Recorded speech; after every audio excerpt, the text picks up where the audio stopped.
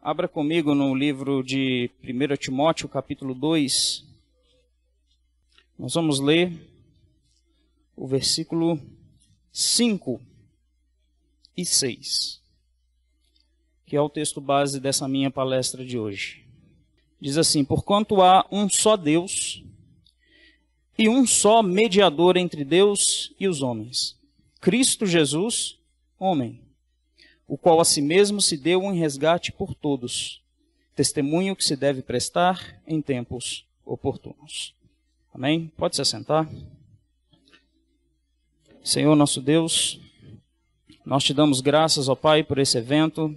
Nós te damos graças, ó Deus, pela presença de cada um dos irmãos que está aqui nesse lugar. Pedimos o direcionamento do Teu Espírito Santo, ó Pai, para que essa palestra, Pai, venha a ser ministrada aqui da melhor maneira possível, ó Pai, a fim de que sejamos edificados pela Tua palavra e cresçamos no conhecimento do Evangelho, sendo então capacitados a defender a fé de maneira mais objetiva, de maneira mais premente, ó Deus, e que assim possamos glorificar e honrar o Teu nome, que é a finalidade não só deste evento, mas também e principalmente da nossa vida. Que o Senhor nos dê a Tua graça nessa noite, é o que lhe pedimos no nome do Teu Filho Jesus Cristo. Amém. Irmãos, quando eu comecei a pensar num tema para trazer aqui nesse segundo seminário apologético, eu queria trazer algo que tinha relação com a Igreja Católica Romana por várias razões. Uma delas é que nós, aqui o nosso contexto, a nossa região, é uma das regiões mais católicas do Brasil. Amém? A nossa Semana Santa, que acontece aqui, geralmente no mês de abril, né, é famosa no Brasil inteiro, irmãos. Atrai muitos turistas e é muito conhecida. E não somente por essa razão, mas também pelo fato de que eu escrevi um livro a respeito da Igreja Católica Romana, avaliando, analisando as principais doutrinas do catolicismo romano a partir da Bíblia. Muitos dos irmãos conhecem o meu livro, já tiveram contato, né? E eu então queria trazer um tema relacionado a isso para que a gente pudesse conversar, só que eu não queria falar sobre algo que eu já abordei no livro. Eu queria tratar de outro tema, um tema diferente que eu não falei no livro, mas que também fosse um tema relevante, um tema importante. O problema é que, como eu analiso no livro as principais doutrinas da Igreja Católica, eu praticamente já tinha falado de tudo, né? Só que aí eu lembrei disso aqui, do Christus Totus, que é um dos fundamentos da doutrina católica, um dos fundamentos da teologia e da eclesiologia católica. É um tema que eu não abordei no meu livro, mas é um tema central e importante para que a gente entenda não só o catolicismo, mas também como que funciona a estrutura da própria instituição Igreja Católica. Amém? Então nós vamos tratar aqui a respeito desses tópicos, né? Primeiro nós vamos ver o que é o Christus Totus, que é uma palavra estranha, uma expressão difícil, né? Nós vamos ver o que é isso. Depois nós vamos ver o problema do Christus Totus. Depois nós vamos ver a Bíblia e o Christus Totus, ou seja, o que a Bíblia diz sobre isso, ou como os católicos fundamentam isso na Bíblia e por que eles estão equivocados. Por último, nós vamos ver a conclusão. Amém? Os irmãos estão preparados aí? Bom, vamos começar falando então o que é o Christus Totus. Essa expressão difícil, ela vem do latim, significa Cristo total. Amém? É uma expressão que começou a ser desenvolvida ou sistematizada no pensamento de Agostinho de Hipona. A gente conhece bastante, é um pai da igreja do quarto e quinto século, conhecido por aqueles que observam a história da formação da Igreja Católica como o pai da Igreja Católica, um dos principais teólogos que formaram o pensamento e a doutrina católica posterior. Agostinho, então, citado aqui pelo Catecismo da Igreja Católica, diz o seguinte: demos graça pelo fato de nos termos tornado não apenas cristãos, mas o próprio Cristo.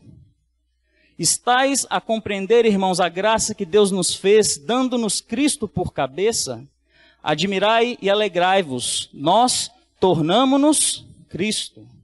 Com efeito, uma vez que ele é a cabeça e nós os membros, o homem completo é ele e nós. O que Agostinho está dizendo aqui? Ele está sistematizando o pensamento que depois veio a ser cunhado, ou mais especificamente demonstrado pela doutrina católica como o Cristo total. Quando ele usa essa expressão no final, homem completo, ele está fazendo referência justamente à ideia do Christus totus. Outro teólogo, já na era medieval, que trata sobre esse tema e fala sobre o Christus totus, mas num sentido um pouco mais filosófico, é Tomás de Aquino, outro teólogo importante da Igreja Católica. Agora, o que isso significa, na verdade? O Catecismo da Igreja Católica diz: Cristo e a Igreja são, pois, o Cristo total, Christus totus. A Igreja é una com Cristo. Aqui eu tenho que explicar.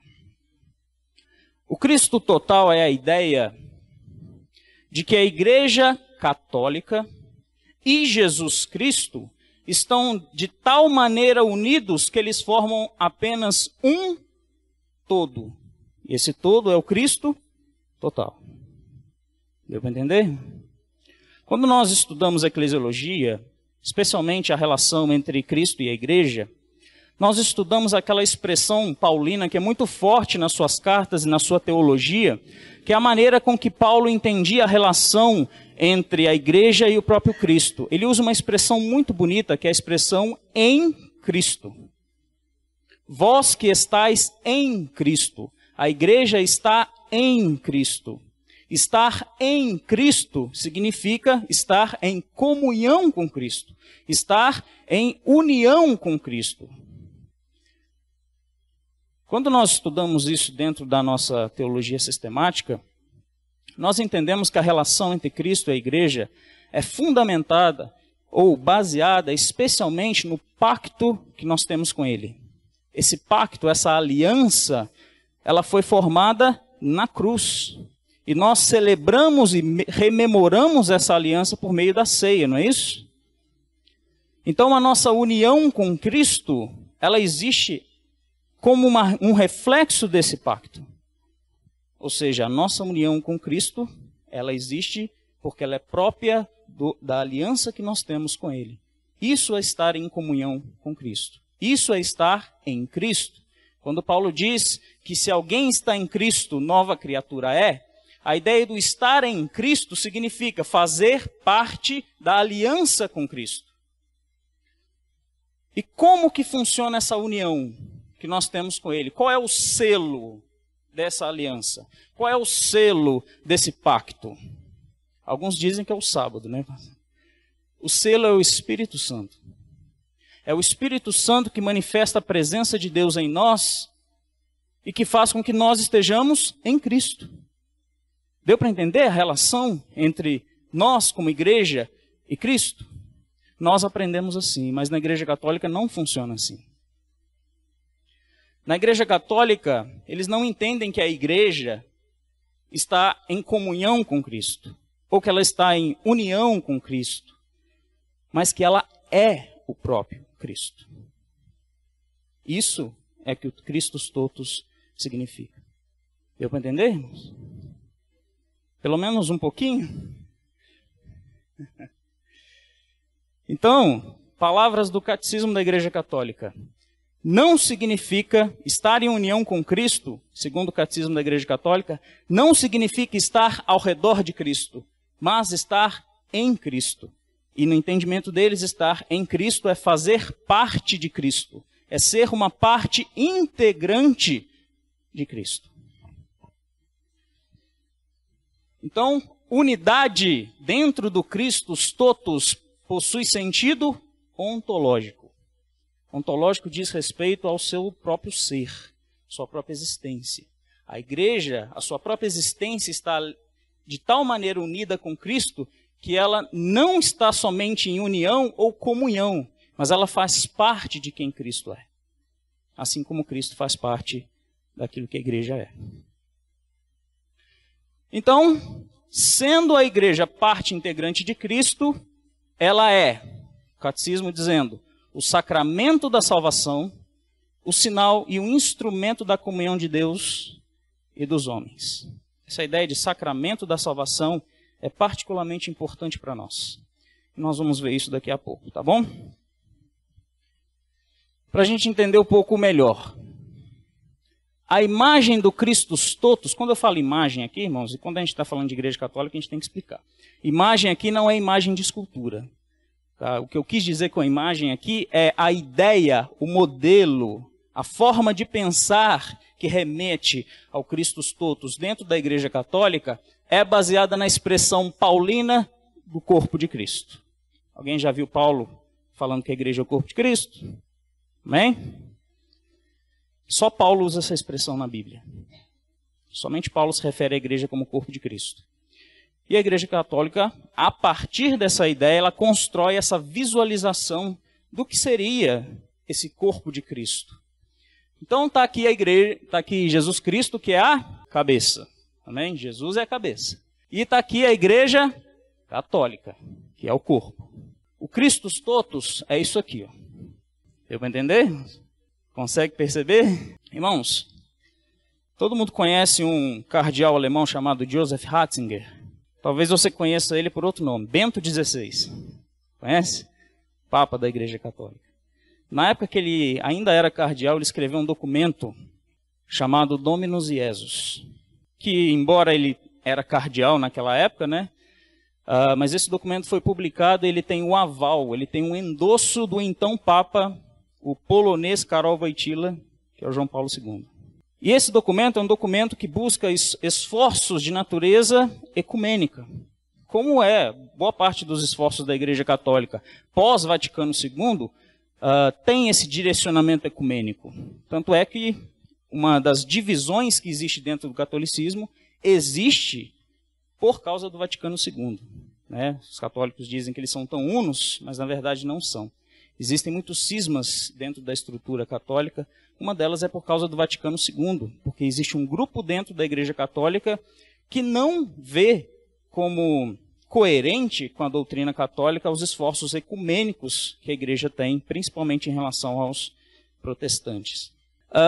O Joseph Ratzinger, nesse documento Dominus Iesus, ele escreve o seguinte: assim como a cabeça e os membros de um corpo vivo, embora não se identifiquem, são inseparáveis, Cristo e a igreja não podem confundir-se, nem mesmo separar-se, constituindo, em vez, um Cristo total.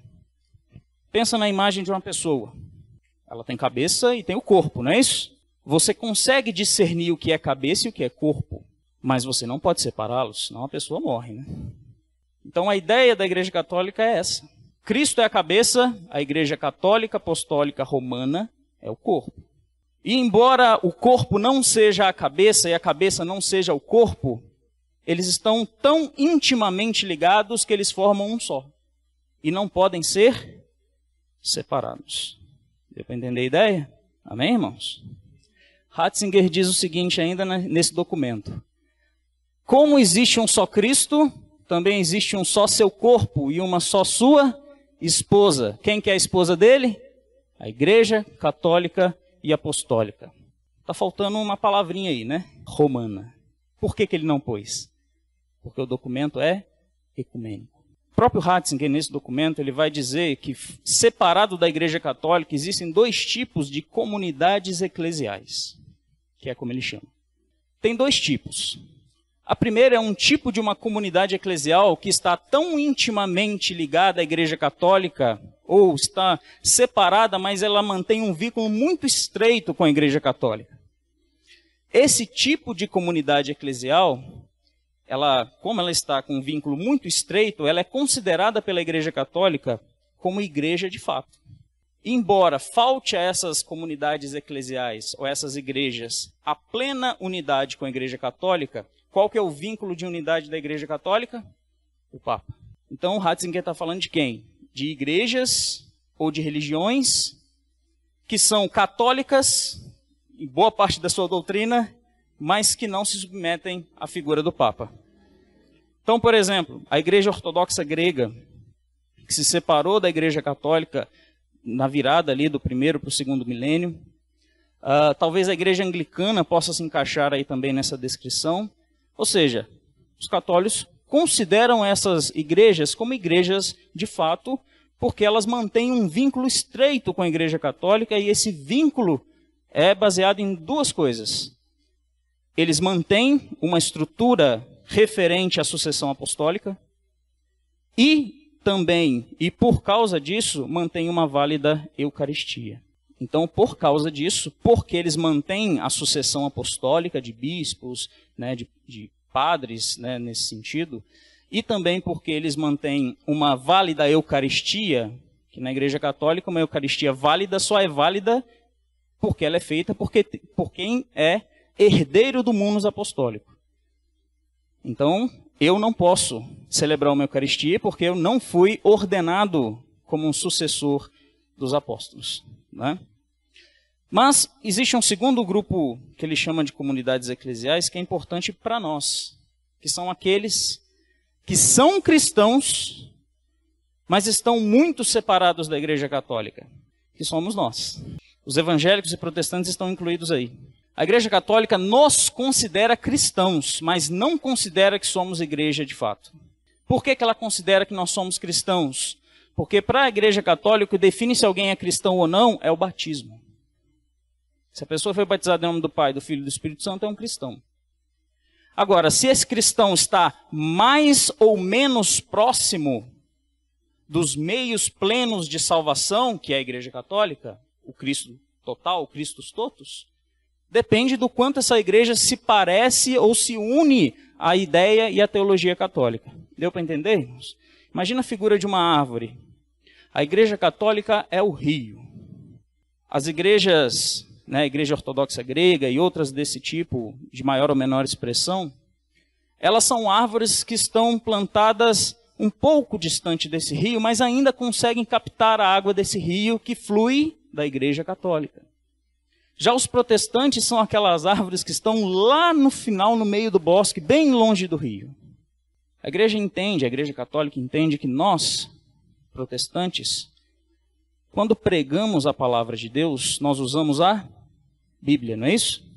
Quem que nos deu a Bíblia? Para a Igreja Católica foi a igreja. Ou seja, nós só somos cristãos e só batizamos e só podemos ser cristãos porque a graça de Deus fluiu para nós através da Igreja Católica. Embora o fato de estarmos muito separados da igreja nos impeça de chegar a uma comunhão plena com os meios de graça de Deus. Deu para entender, irmãos? Daqui a pouco a gente entende um pouco mais sobre isso. Só mencionei isso daqui porque é importante esse pensamento do Ratzinger sobre essa questão de como que a Igreja Católica vê as demais igrejas, né? Mas aí, Cristo, que é o cabeça, opera plenamente apenas por meio da sua Igreja Católica, que é o corpo. Quando a igreja age, é Cristo quem age. Cristo só opera plenamente por meio da sua igreja, por meio do seu corpo, que na visão deles é a Igreja Católica. Ele não diz, o catecismo não diz que a igreja protestante não tem Deus. Ou que quando nós pregamos, nós não pregamos o Evangelho. A Igreja Católica diz que nós pregamos um Evangelho parcial, um Evangelho com algumas deturpações, com algumas imprecisões, com algumas coisas ali que não estão completas. Porque Cristo só age plenamente por meio da Igreja Católica. Agora, como eu falei, quão mais perto nós estamos dos meios de graça que Deus provê por meio da sua Igreja Católica, depende do quanto nós nos aproximamos do catolicismo. Deu para entender, irmãos? É por isso que o esforço da Igreja Católica em relação aos protestantes, no que tange ao ecumenismo, não é que nós sejamos mais cristãos, é que nós sejamos mais católicos. Aí você encontra aqueles sites na internet, né, dos protestantes, voltem para casa, né, venham para a igreja mãe. Vocês são como filhos bastardos, vocês precisam de uma mãe para cuidar de vocês, e essa mãe é a Igreja Católica. Então ele diz, quando a igreja age, é Cristo quem age.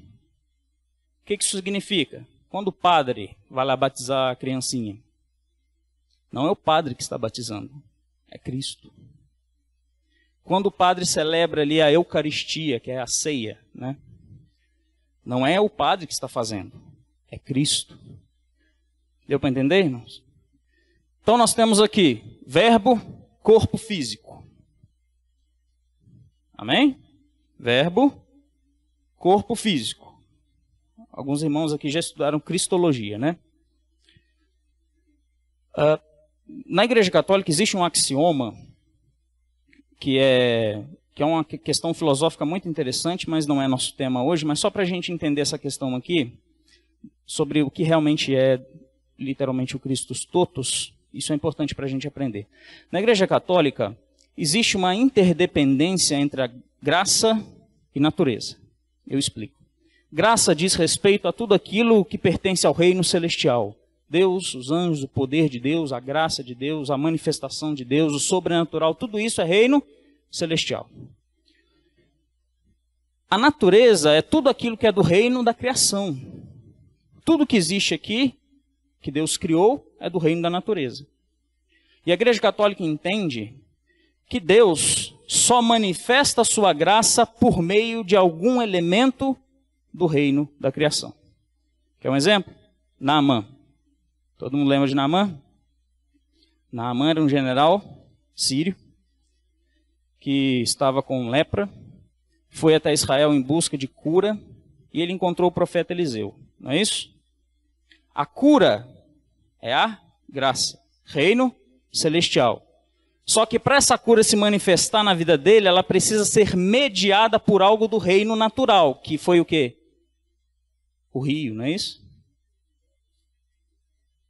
Então, para que ele obtivesse a cura, ele precisou receber essa graça, esse poder divino de cura, por meio ou mediado por algo do reino natural, que no caso dele foi o rio, que ele foi mergulhar lá 7 vezes. Amém? E aí já dá para você entender por que na Igreja Católica tem água benta, o pessoal anda com aqueles ícones de santos, né? O terço é uma coisa sagrada, justamente porque ele é visto como um objeto do reino natural que pode receber e mediar graça de Deus para o seu portador. Cristo existia como verbo, não é isso que diz o prólogo de João? Mas para que ele pudesse operar a sua obra de salvação, ele precisaria do reino natural. Ele precisaria de um corpo físico.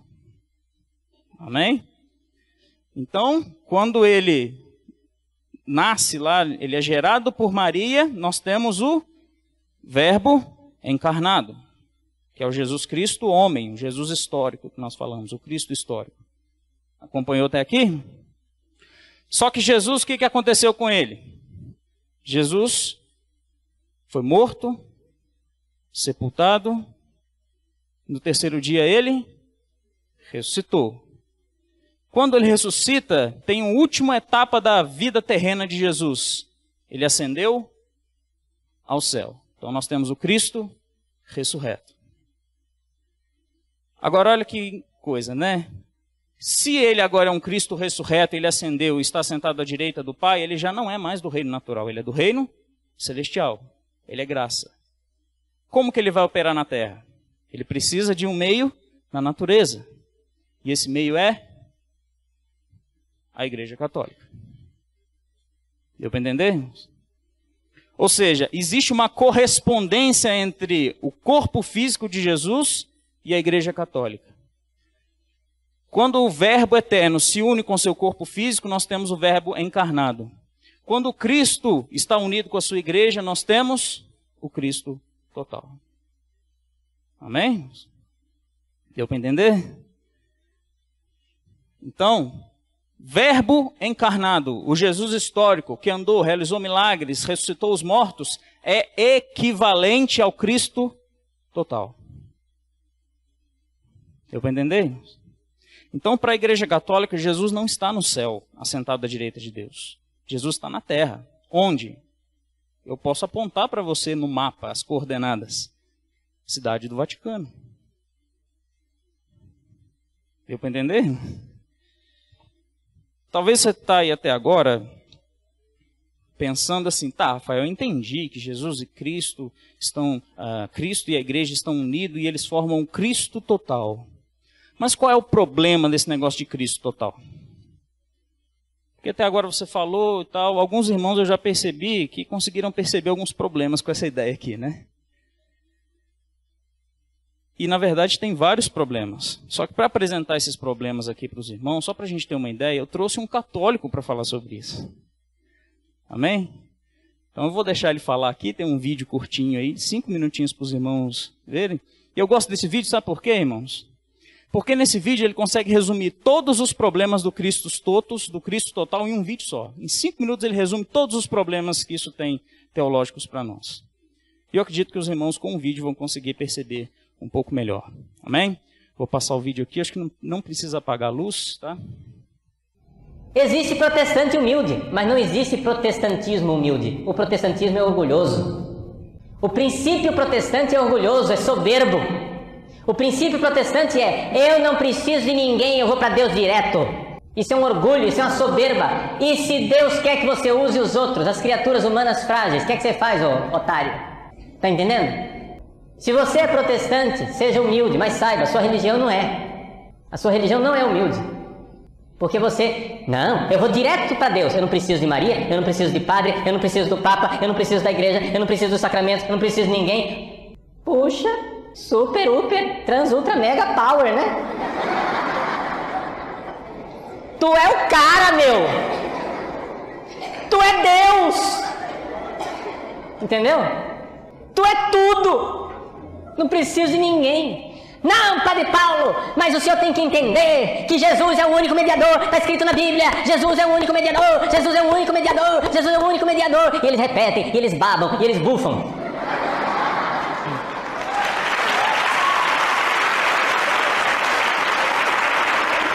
Jesus é o único mediador, meu filho. Mas você já ouviu falar do corpo de Cristo? O único mediador é a igreja.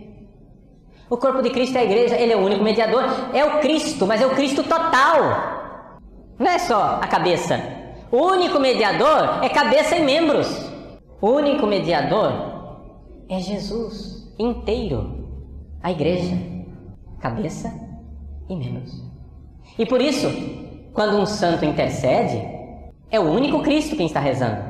Ah, que bobagem é essa? Imagina se um pecador vai ser o Cristo. Mas, meu irmão, você não lê a Bíblia? Olha São Paulo. São Paulo estava colocando um bando de mulher e de homem miserável e pecador na prisão. Deus derrubou ele no chão com um raio de luz e chegou e disse, para com isso, sem vergonha, porque você está me perseguindo. Quem que eu sei que eu estou perseguindo? Eu sou Jesus. Eu sou Jesus nesse bando de homem pecador miserável. Porque eu sou a minha igreja.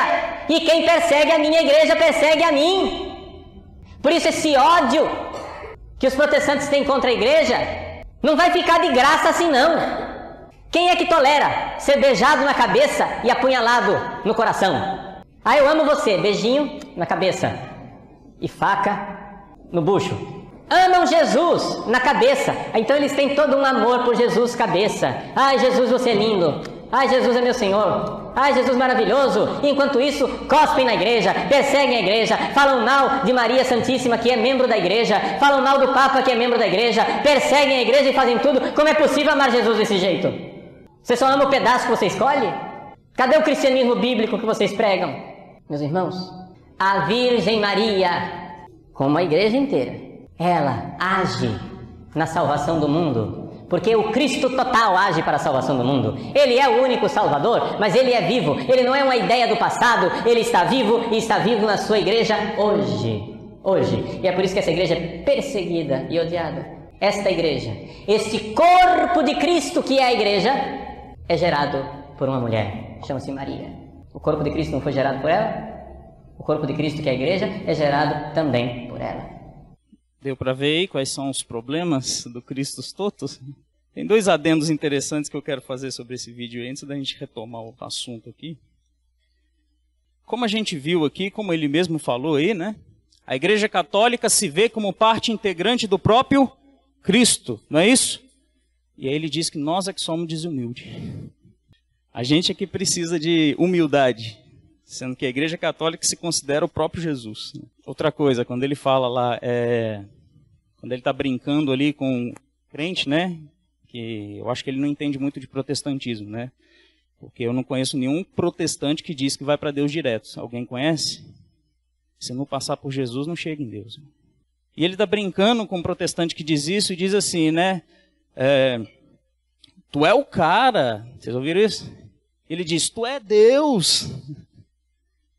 Irmãos, o Catecismo da Igreja Católica diz que por causa do Christus totus, do Cristo total, a Igreja é formada pelo elemento humano e pelo elemento divino. Então, irmãos, quem se considera Deus não somos nós. Quais são os problemas do Christus totus? A ideia do Christus totus mistura elementos cristológicos e eclesiológicos. Então, na Igreja Católica não dá para estudar as duas coisas separadas, porque eles misturam a pessoa de Cristo, a pessoa do Salvador, do Cristo histórico, com aquilo que a Igreja é. E sempre que a gente mexe em cristologia, a gente afeta soteriologia. Sempre. Mexeu na pessoa de Jesus, está correndo perigo de salvação. Assim, a Igreja Católica cria pelo menos 3 distorções doutrinárias sérias a respeito do Cristo total. A primeira, ela nega a exclusividade e a suficiência do Jesus Cristo histórico e, portanto, rejeita o princípio dos solos Cristos. Quem já estudou sobre a Reforma Protestante entende que um dos lemas que foi caracterizado na Reforma é o solos Christus, significa somente Cristo. E a ideia de somente Cristo é a mesma de Atos capítulo 4, versículo 12. Não há nenhum outro nome no céu e na terra pelo qual devemos ser salvos. Somente o nome de Jesus. Isso não inclui a igreja. Então o solos Christus, ele afirma a exclusividade somente Jesus. E a suficiência, somente Jesus, e só isso basta. Para a salvação é assim. Porém, a ideia do Christus totus, ela nega a suficiência do Jesus Cristo histórico.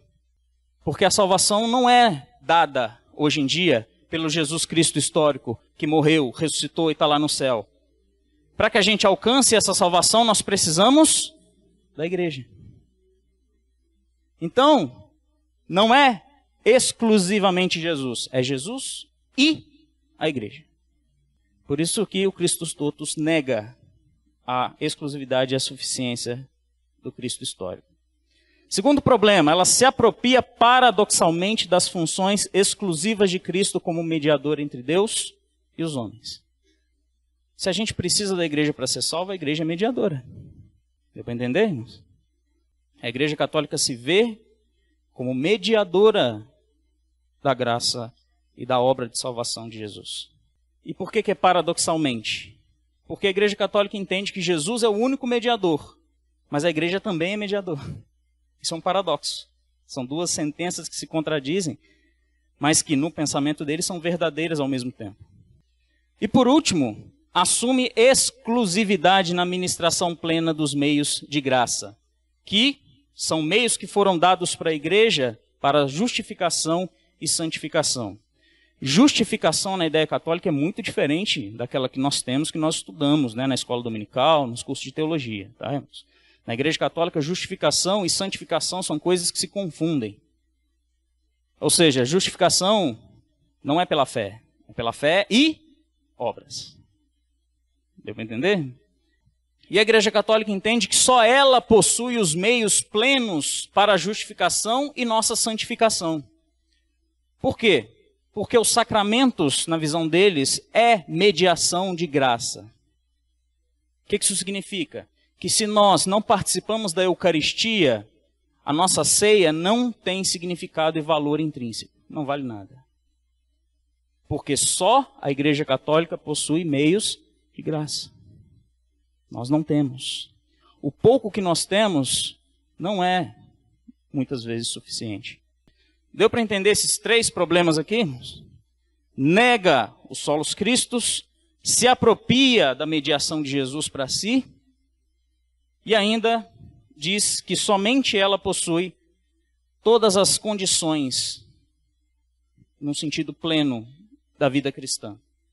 Sem ser católicos, não tem como ser um ótimo cristão. Você vai ser, no mínimo, ali um cristão de segunda categoria. Deu para entender? A teologia protestante oriunda da Reforma afirma, ou reitera, ou defende, assim como nós, o princípio dos solos Christus. E aqui eu tenho uma citação do Franklin Ferreira, no seu livro Pilares da Fé. Ele diz que o solos Christus significa que a nossa salvação é realizada unicamente pela obra mediatória do Cristo histórico. Sua vida sem pecado e expiação por si só são suficientes para a nossa justificação e reconciliação com o Pai. Nós não precisamos da igreja para a salvação. Deu para entender o solos Christus? Isso é o que nós defendemos. A obra da redenção foi completada pelo Cristo histórico na cruz do Calvário. João 19, versículo 30. Está consumado. Que é justamente o verbo grego, tetelestai, né? Está consumado. O que Jesus quer dizer com isso? Tudo aquilo que era necessário para a salvação do mundo já foi provido. Na doutrina católica, não. Lembra na hora que ele disse lá que o Jesus não é uma ideia do passado, mas ele está vivo na igreja? Por que o padre disse isso?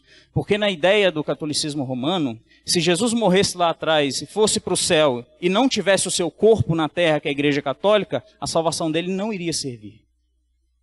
Ela só serve hoje porque o sacrifício, a obra de Jesus, é presentificada ou atualizada todas as vezes que uma missa é celebrada. Aonde? Na Eucaristia. Deu para entender?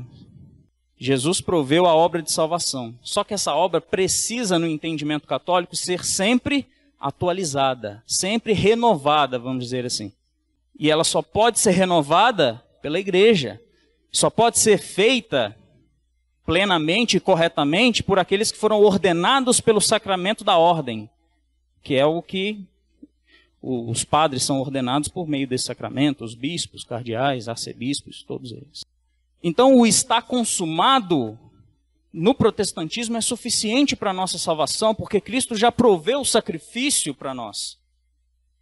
O sacrifício que era necessário para a nossa salvação já foi provido e completado por ele na cruz, e ele não precisa ser atualizado, porque ele é sempre atual, pelo fato de que Jesus está vivo, mas não vivo por meio de um corpo que se move na terra, identificado como uma instituição. Ele está vivo porque ele está ao lado do Pai no céu, com a mesma glória que ele tinha antes de vir, na sua primeira encarnação. Na sua única encarnação, na verdade. Deu para entender? O mesmo Cristo histórico. Observe que Paulo aqui, Paulo é um camarada que eu gosto muito, irmão. E eu gosto muito de Paulo. Ele diz, um só mediador entre Deus e os homens. O homem, Jesus Cristo. Ele usa o termo grego anthropos aqui.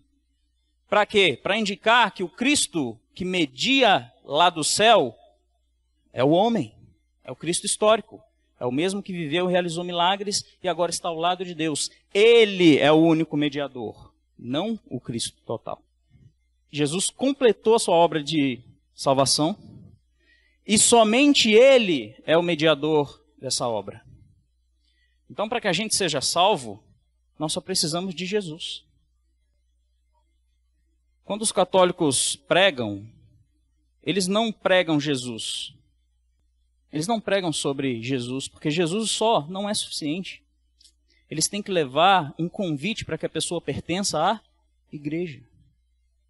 Porque conforme eles pensam, sem a igreja não tem Jesus. Isso é uma inversão da ordem das coisas. Deu para entender? Pensar que sem igreja não tem Jesus é inversão da ordem das coisas. Por quê? Porque o solos Christus não nega a necessidade ou a importância da igreja. Ok? Então talvez quando eu falo assim, irmãos, nós não precisamos da igreja para ser salvo. Aí as pessoas podem pensar errado, né? Ah, então eu não vou na igreja mais. Mas não é isso que o solos Christus quer dizer. O solos Christus, diferente da igreja católica, ele indica que a igreja ela é resultante da obra mediatória e sacrificial de Cristo. Deu para entender? A igreja resulta dessa obra, que está completa. A igreja prega sobre essa obra e leva as pessoas até Cristo, porque quando elas conhecem Cristo, elas se tornam igreja, não o contrário. Deu para entender, irmãos? Somente por meio da obra mediatória de Cristo é que a igreja é criada, que a igreja é formada. Então, no catolicismo, a igreja é presentificadora, ou seja, ela torna o sacrifício de Cristo relevante ou aplicável às pessoas por meio da Eucaristia. Ela é mediadora, porque somente por ela que se manifesta a graça de Deus, de maneira plena, somente por meio da Igreja Católica. E ela também é administradora da única obra de salvação, realizada por Cristo lá na cruz do Calvário. Ou seja, se você quer ter acesso à salvação que Jesus realizou, o caminho é a igreja. Deu para entender? Aí você fala, não, mas Jesus disse que ele era o caminho, não tem dois caminhos. Aí o católico diz, mas não é dois caminhos, é um só, porque é o Cristo total. Ao contrário, a igreja protestante ela é resultante dessa obra de salvação. Ela é beneficiária dessa obra de salvação. A igreja não administra a salvação, ela recebe a salvação. Os meios de graça que nós temos, e aqui eu vou ampliar um pouco mais além do conceito mais reformado de meios de graça, a oração, o jejum, a pregação da palavra, a leitura da palavra, a adoração, tudo isso é meios que Deus usa para nos santificar na fé. Isso tudo é oriundo da obra salvífica de Cristo na cruz. Isso tudo é aplicado dentro do contexto da igreja, mas a igreja não media isso. Deu para entender, irmãos? Consegue perceber a diferença de uma coisa para outra? Então a gente não pode pensar, então se é solos Cristos, então é nada igreja. Mas não é assim. Porque no momento que nós nos encontramos com Cristo, somos salvos por Ele, somos beneficiados por Sua obra, nós nos tornamos parte da igreja. E nós somos feitos proclamadores dessa obra. Qual obra? Que a igreja faz? Não, que Jesus faz. Porque nós somos resultantes dela. O que é a igreja, então? A comunidade de fé dos salvos, de quem já foi salvo. De quem está em um processo de santificação que não é meritório, como é na Igreja Católica. Amém? Deu para entender aí, irmãos? Vamos ver então o que a Bíblia fala sobre essa questão. Vocês perceberam que ele citou o texto de Atos 9? Falando que Paulo, Deus derrubou ele do cavalo com um raio de luz, sendo que a Bíblia não diz isso. A Bíblia não diz que Paulo caiu do cavalo, viu, irmãos? A Bíblia diz que ele viu a luz, que teve toda aquela coisa, mas não diz que ele caiu do cavalo. Paulo perseguia a igreja. Isso está claro em Atos 26, que Paulo usa palavras, inclusive palavras duras, para se referir a si mesmo como perseguidor da igreja. Mas Jesus lhe disse, eu sou Jesus a quem tu persegues. Logo, concluem os católicos, a igreja é o próprio Jesus, como o próprio Agostinho argumenta. Só que essa é uma leitura correta do texto? Será que o texto permite a gente acreditar que o fato de Jesus ter dito para Paulo, Paulo, você está perseguindo os cristãos, isso significa que você está me perseguindo. E a partir disso eu posso chegar à conclusão de que a igreja faz parte de Cristo, que ela é mediadora da salvação? Posso chegar a essa conclusão? Atos 9, assim como Mateus 25 é aquele texto que Jesus fala sobre o julgamento em que ele separa ovelhas de um lado e bodes do outro. E aí ele fala, vocês vinde, benditos do reino, entrai, benditos de meu Pai, adentrai ao reino que está preparado para vocês desde a fundação dos séculos. Porque eu estive com fome e vocês me deram de comer, estive com sede e me deram de beber, estive nu e me vestistes, estive preso e fostes me visitar. E aí as ovelhas vão perguntar para Jesus, mas Senhor, quando nós te vimos com fome, com sede e tal? Aí Jesus vai dizer, quando fizeste a um desses pequeninos, fizeste também a mim. É a mesma ideia de Paulo em Atos 9, concorda? Assume uma identificação de Cristo com a igreja. Isso é verdade. Esses dois textos mostram que Jesus se identifica com a sua igreja. Mas isso não nos permite inferir nada sobre a natureza dessa identificação. Não dá para chegar a conclusões. Esse é um padrão da Igreja Católica, tá, irmãos? Se os irmãos tiveram acesso ao meu livro e leram, ou se ainda não tiveram, terão a oportunidade de adquirir. Várias vezes isso acontece com a Igreja Católica. Tem um texto bíblico e tem aquilo que a Igreja Católica ensina. Só que daqui até aqui é um salto enorme. Enorme. Muitas vezes eles fazem uma exegese não, mas eles fazem uma interpretação absurda em cima de uma palavra no grego, irmãos. Ou seja, a Igreja Católica tem base bíblica para suas doutrinas. Ela só não consegue provar que o texto dá base para elas. Agora, Filémon 17 é um texto interessante, porque lá Paulo recomenda que Filémon receba Onésimo, e ele diz, recebe-o como se fosse a mim mesmo. O que é isso? Uma identificação. Paulo pede a Filémon que identifique Onésimo como se fosse o próprio Paulo. Amém? Isso é uma regra de tratamento. Mateus capítulo 8, versículo 8 e Lucas 7, 6 ao 7 tem um texto interessante que é a cura do servo do centurião. Quando nós comparamos esses dois evangelhos, eles estão narrando a mesma coisa. O evangelho de Mateus diz que o centurião foi até Jesus e disse para Jesus o seguinte, não sou digno que entres debaixo do meu teto, mas dize uma só palavra e meu criado sarará. Conhece? Lembra desse texto? Mateus diz que foi o centurião que foi até ele. Mas quando a gente vai ler Lucas, mostrando o mesmo evento, ele diz que foram os amigos do centurião que foram até Jesus. Nossa, a Bíblia está se contradizendo. Não, não está. Os amigos do centurião foram até Jesus em nome do centurião, carregando uma identificação de tratamento com o seu amigo. Se eles foram até Jesus em nome do centurião, dizer a ele algo que o centurião mandou dizer, então é como se o próprio centurião tivesse ido até eles. Concorda? Essa é a mesma ideia do texto de Atos e do texto de Mateus 25. Os amigos do centurião não são parte do centurião. Eles não passaram a fazer parte de um centurião total. São diferentes. Mas um está agindo em nome do outro. A igreja age em nome de Cristo. Se ela age em nome de Cristo, é como se fosse o próprio Cristo. Não é isso que é a fórmula batismal? Em nome do Pai, do Filho e do Espírito Santo. Quando nós falamos em nome do Pai, do Filho e do Espírito Santo, é como se a própria Trindade estivesse realizando aquilo. Por que nós oramos em nome de Jesus? Como eu falei no início, né? Lá comentando no vídeo. Sem Jesus, ninguém chega até Deus. Por isso nós usamos a expressão em nome de Jesus. Para ressaltar que a nossa oração não está sendo feita com base no nosso próprio nome ou no nosso próprio mérito. Antes está sendo feita com base nos méritos de Cristo. Amém? A união da igreja em Cristo implica num tipo de comunhão própria da aliança, mas que não nos torna parte integrante de Jesus. Jesus se identifica com a igreja. Perseguir a igreja é a mesma coisa que perseguir Jesus, mas não porque a igreja é Jesus, mas sim porque a igreja tem uma aliança com Cristo. Isso faz com que Cristo haja e tome para si as dores e a própria glória da sua igreja. E aí funciona ao contrário, né? A igreja sofre juntamente com Cristo, mas também é glorificada juntamente com Ele. Isso é resultado do quê? Da aliança. Não é ontológico. Nós não somos parte de Jesus.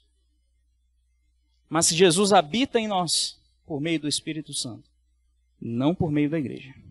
Agora, e a respeito do corpo de Cristo? Paulo afirma que a igreja é o corpo de Cristo. E aí tem 1 Coríntios 12:7 e Efésios 4:12, que ele usa essa expressão ipsis literis. A igreja é a mesma pessoa com Cristo, o Cristo total, conclui os católicos. Tá certo isso? A igreja ser o corpo de Cristo significa que ela é o próprio Cristo? A expressão corpo de Cristo é uma metáfora. Utilizada por Paulo com sentido puramente analógico, nunca ontológico. Paulo usa essa analogia com objetivos didáticos para orientar a igreja quanto aos conceitos de. Todas as vezes que Paulo usa o termo corpo de Cristo nas suas cartas, ele usa a respeito da unidade da igreja. Em 1 Coríntios 10:16, quando ele fala sobre o corpo de Cristo, ele está falando sobre a ceia. ele está dizendo, e usando essa ideia corpo de Cristo, para enfocar a unidade da igreja no momento da celebração da ceia. Porque o sentido semiótico da ceia é esse. Todos da igreja estão se alimentando de um único pão, o que significa para nós que nós todos estamos em comunhão com a mesma obra de salvação de Jesus. Deu para entender? Esse é o sentido da ceia. Paulo usa a ideia de corpo de Cristo em 1 Coríntios 10, 16, para dizer isso, para dizer que nós somos unidos em um corpo, como se fosse um corpo. Deu para entender? Já no texto de Colossenses 3,15, ele diz que nós somos chamados em um único corpo. O que ele está falando de? União. Dá para a gente concluir disso que a gente faz parte de Jesus por causa disso? Não tem jeito. O texto não permite esse tipo de conclusão. Vamos lá. Paulo também usa para orientar a respeito da diferença de dons e ministérios, mas que contribuem para a edificação mútua. 1 Coríntios 12, 7, ele fala isso. Vocês são o corpo de Cristo e individualmente seus membros. Ele está orientando sobre os dons espirituais. Está dizendo, um tem dom disso, outro tem dom daquilo, outro tem dom de outra coisa. É como se fosse um corpo que tem membros diferentes, mas que operam para o bem, para a edificação de todo o corpo. Percebe como que Paulo está usando para ensinar? Ele está usando um artifício retórico, que é uma metáfora, com a ideia de criar uma analogia para que a gente entenda melhor. Isso não tem caráter ontológico. Paulo não está dizendo que nós somos Cristo. Em Efésios 4,12, mesma coisa, só que aqui já são os ministérios. Deus deu a uns apóstolos, para outros profetas, para outro ele deu evangelistas, pastores e mestres. São funções diferentes, mas que contribuem para a edificação de todo o corpo. Colossenses 1,24 a respeito de sofrimentos. Isso aqui é um texto que eu gosto muito. Nesse texto o apóstolo Paulo diz o seguinte, Colossenses 1,24. Completo o que resta das aflições de Cristo na minha carne em favor do seu corpo, que é a igreja. É isso que Paulo diz. Aqui ele diz que ele está completando na sua carne o que resta das aflições de Cristo em favor do seu corpo, que é a igreja. Olha que texto bonito, irmãos. Por isso que eu gosto de Paulo. O corpo da igreja forma nesse texto um paralelo com a carne de Paulo. Está acompanhando, irmãos? O corpo, que é a igreja, forma um paralelo com a carne de Paulo. E esse paralelo ele tem um sentido de que os sofrimentos de Paulo contribuem para que a igreja sofra menos. Eu explico. Completar o que resta das aflições de Cristo ou dos sofrimentos de Cristo não significa que ainda falta algum sofrimento lá para prover salvação, como muitos católicos entendem. Significa que a igreja foi chamada à glória juntamente com Cristo, mas também foi chamada aos sofrimentos. É o que Paulo fala em Filipenses 3,10. Nós somos chamados à comunhão dos sofrimentos de Cristo. Nós sofremos como Cristo sofreu. Afinal de contas, nós temos com ele uma aliança. E Paulo então vai dizer aqui que ele se alegra no seu sofrimento, porque o seu sofrimento contribui para que a igreja, aqui no caso a igreja dos Colossenses, sofra menos. Porque na carne dele ele sofre em favor da igreja, assim como Cristo sofreu em favor da sua igreja. Olha o paralelo que Paulo faz. É uma coisa bonita, irmãos. Ele se alegra no sofrimento dele, porque o sofrimento dele é proveitoso para a igreja. Edificação mútua. Corpo não significa que nós somos parte de Jesus. Por último, Paulo também usa a expressão corpo de Cristo no sentido de submissão. Se a gente lê, por exemplo, os textos aí são Efésios 5, né? E Colossenses 2,17. Efésios 5 é um texto interessante. Efésios 5 diz o seguinte, fala sobre uma comparação entre o homem como cabeça da mulher e Cristo como cabeça da igreja. Amém? que Paulo está dizendo? Que a mulher deve se submeter ao homem como a igreja se submete a Cristo, enquanto o homem ama e se sacrifica pela sua mulher, como Cristo ama e se sacrificou pela igreja. A comparação de Paulo é essa. O corpo de Cristo aí tem sentido analógico, para a gente entender.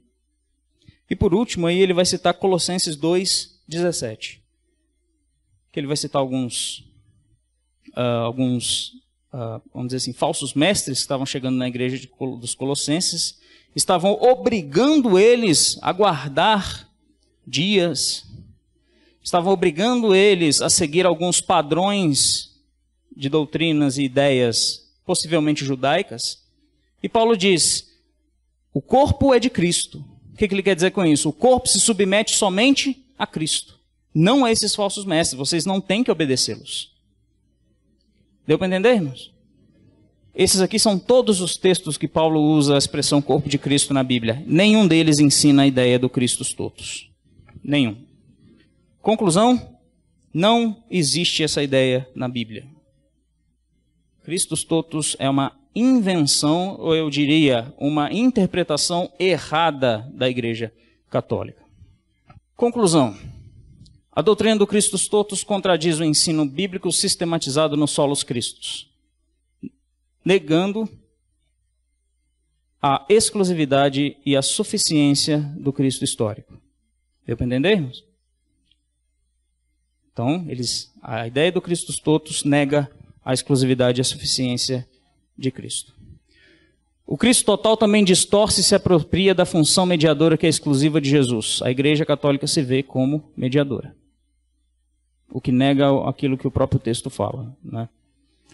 O conceito do Christus totus também não está presente no ensino bíblico e, portanto, deve ser rejeitado. Logo, o conceito eclesiológico, crido e ensinado pela Igreja Católica Romana, está plenamente equivocado. Amém? O que eu preciso para ser salvo? Preciso de Jesus. A igreja, ela vem depois de Jesus. Ela vem antes, anunciando Jesus, e ela vem depois como parte daquilo que nós somos convidados a ser, membros da aliança com Cristo. Amém? Que Deus abençoe os irmãos.